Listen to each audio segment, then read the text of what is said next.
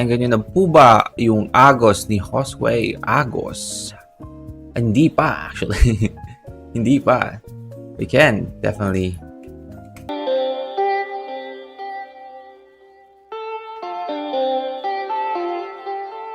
Yeah, di ko pa alam saan papunta ang nilalakbayan na mga paa.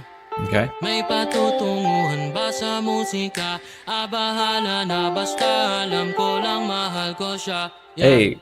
Araw-araw ako ay nagtatanghal habang ang madahay sinasabayan. Bawat tugma na naitala at ang lahat ay nakatingala sa entablado kung saan pinapalabas ang pinamagatan na imahinasyon muna. Susunod na lang sa agos ng buhay kahit pa mapagod lang sa kakagawa ng mga obra. Ako'y kakanta at magharap hanggang sa malagot ang hininga. Susunod na lang sa agos ng buhay kahit pa mapagod lang sa kakagawa ng mga obra. Ako'y kakanta at magharap hanggang sa malagot ang hininga. Man, this is actually very, very relatable, no? Lalo doon sa mga inspiring artists, no? Na gusto maging artist, di ba? Hindi mo sure kung, you know, may papatunguhan ba itong paggawa mo ng kanta, pag-release mo ng kanta, but doesn't matter, no? Just sabi lang sa Agos, just do what you want, man. Wala nang iba, pare wala nang iba. Eto lang ang gusto ko talaga, kaya binibigyan ng halaga. Huwag na magtaka o magdalawang isip kung sa kaling walang makinig sa dinig na nga king lalamunan. Teka lang muna, ako'y papasok pa para may kita. Isasantabi mo nakita, hindi makikita pagkakikian na lang mahirap. You know what? Isa yan sa sa masasabi kong Man pag magiging ng freedom mo as a you know, inspiring artist. Kasi pag masyado kang nagsisik ng views agad, you know, ng tao na maikinig agad, gusto mo magugustuhan agad nila yung gusto mo. Kung yun agad yung plano mo agad, you know, na magkaroon ng malaking, you know, fandom, you know, views agad.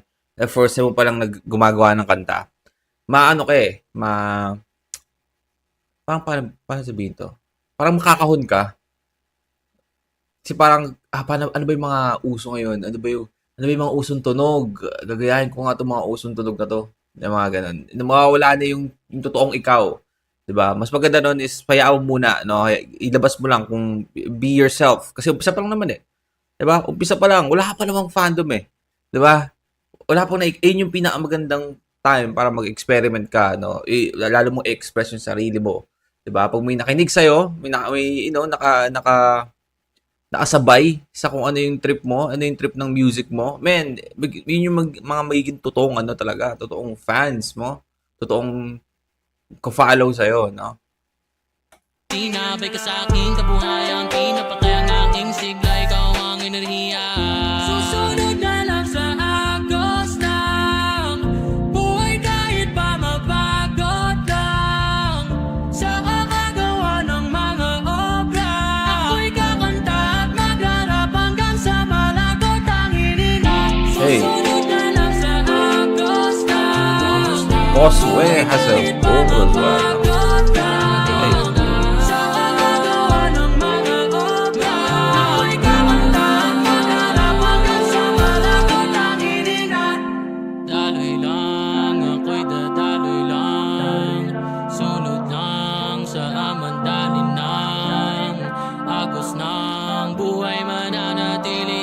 Sulat kahit alon ay sumasalungat na ako'y pinapangaraw bukod sa paggawa ng musika simula pa nung bata. Matagal-tagal din na ipataguan sa akin ang nararamdaman, ngayon ko lang siya tinaya. Alam ko talaga kung saan siya ay mahanap, natatakot lang sa mga pwedeng kalalabasan. Ayaw ko natulugan ng hinangan, sa pagwawala bahala ako ay sawa-sawa na.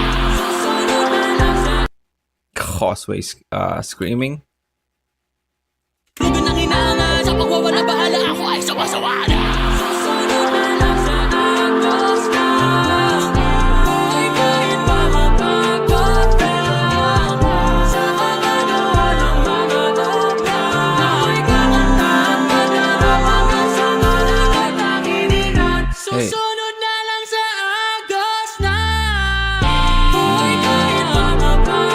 Ganda nun.